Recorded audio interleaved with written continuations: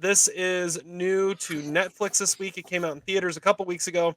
It is NYAD, the based on a true story about the marathon swimmer. Todd, you're going to start us off on NYAD. Tell us what you thought.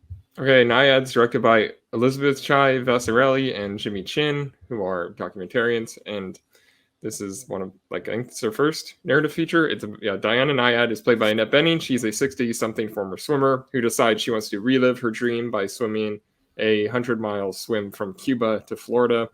With the help of her longtime bestie, Bonnie, played by Jodie Foster, she starts to train and put things in motion to attempt the seemingly impossible task of actually completing that swim, because she couldn't do it when she was like 30.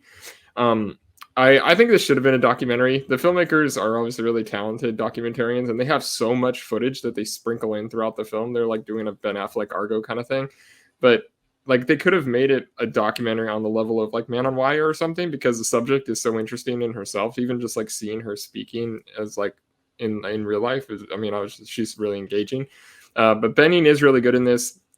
She never really clicks for me as an actress. Like, she's always really just acting, but here it's more of like in her Kids Are All Right type of mold, and she's pretty good and likable and relatable. Jodie Foster is really charming. I love their chemistry. You just feel like they've been friends forever.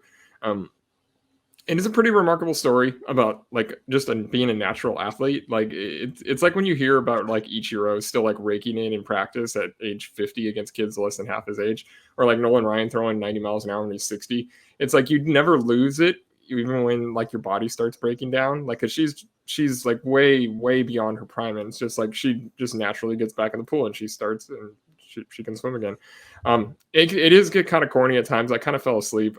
Benny should be winning Best Actress for this finally, because it's been a long time and she's always in second. So, but I'm giving it 2.5 stars. I couldn't quite get there with it, but it's a decent way to spend your time. All right, Adam, where are you at? All right. Yeah, this movie was such a unique experience because it is known that I do not have Netflix. So I saw this at the Grand. So it was such an awesome experience because, again, I was the youngest out of all the 60-year-olds there, 60-plus-year-olds. I was definitely the youngest. I come in and, yeah, there was a lot of older people there, which is kind of funny. But anyway, what a charming experience to go see this on the big screen. It was a story I've never actually heard of. And so that would made me just kind of engaged. And Annette Bening and Jodie Foster are kind of powerhouses in this. I really loved them back and forth, and a lot of Jodie Foster's little gags. And it's just great to see her doing a really good movie. I think Jodie Foster and Annette Bening is, like I said, should be a favorite to be Best Actress because she's pretty electric in this movie, and she pushes her body a lot. It's more of a physical performance, and Jodie Foster has that kind of emotional performance. They're holding it back a lot, and again, the theater experience is awesome. There was a couple trippy sequences that kind of reminded me of 127 Hours, where like she's envisioning stuff as she's going through this like kind of turmoil there. It kind of caught me off guard at times, especially when they're like, let's follow the Taj Mahal, I believe that she says. Follow the yellow brick road to the Taj Mahal. Yeah, I was like, what was talking about? And then also the number of attempts is just kind of astonishing. I agree that seeing a documentary, you get a lot more of those details because she's such a personality too. Like seeing all those clips in the credits were like, man, she is quite the character, and I can see why like it would be hard to channel that. That's why I feel Annette Bening is kind of a high war in this movie. I can't really picture anybody else doing quite that performance, and I would love to see her win, and because it's been long overdue. And it was a really solid movie. I'm going to give this a 3 because there's, I agree with a lot of the points where there's some 2.5, a high 2.5 might play, but I was really entertained, and some of that entertainment value it does have to translate into a half a star there. So give it a 3 for me. Well, the better version of Annette Bening has always been Laura Linney. I think she easily could have played that role too, but there are very few people that are in there. That's a good call, though. Very good call. That's an interesting point. Yeah, I'm at 3 stars with this too. It's a little corny. It's a little cheesy at times. It's a little by the book. With that said, it's a really cool story, and kind of like the last movie we talked about, the lead 2 performances are what make it work. And Annette Bening, I don't know if I've ever seen her disappear into a role quite like this, because it feels just so different. And Todd, I disagree with something you said. I don't think she's likable at all. This is a horribly unlikable character, Kind of a and douchebag she, character. yeah, and she nails it, and she makes it work. I don't know if we have ever seen Jodie Foster play a more grounded, just real person, and that look quite like this. Like she always kind of feels to be a little glamorized. There's nothing glamorous about this character, and she just feels just like real. Like this is the most real I think Jodie Foster has ever felt, which I think is really really cool to see. I've been hearing Jodie Foster get a lot of buzz, almost more buzz than Annette Bening at times. But yeah, it's incredibly entertaining. You know where it's going, but you kind of don't care because you're just along for the ride.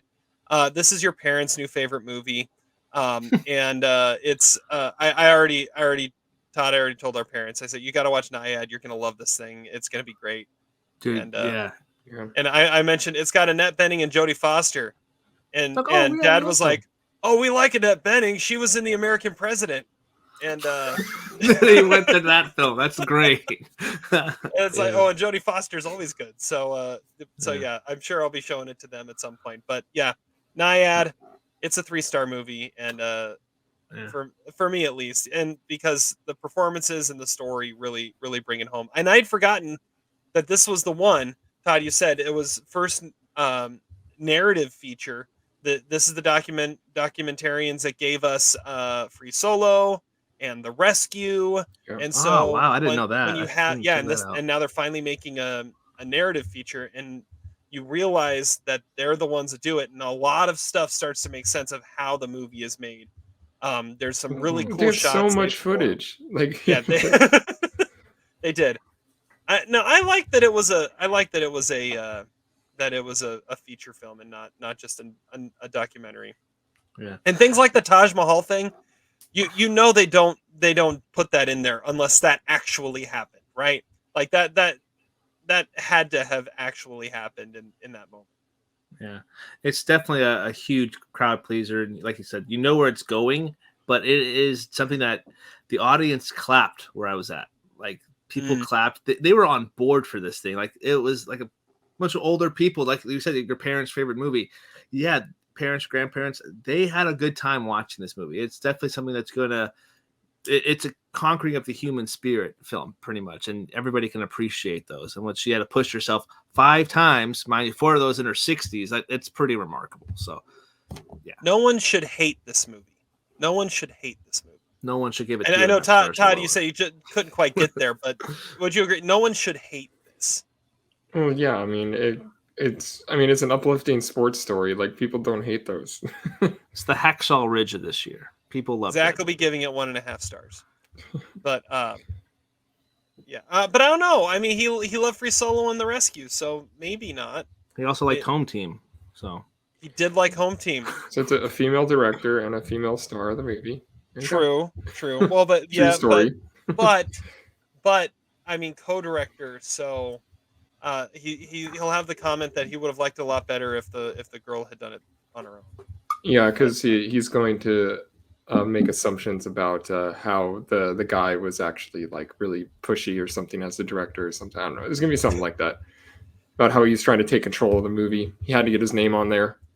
Reese Ifans also. It's never a bad thing when you see Reese Ifans in a movie.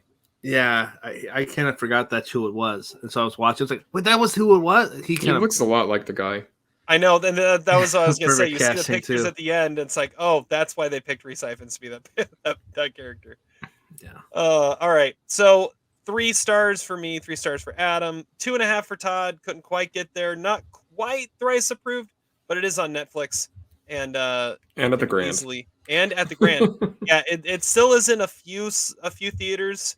Netflix, give them credit. They're starting to get into this a little bit more. They're giving their films a small theatrical release for a couple weeks before they put it on Netflix. Like right now, I think The Killer is in select theaters around the country before it goes on Netflix. Is that next week?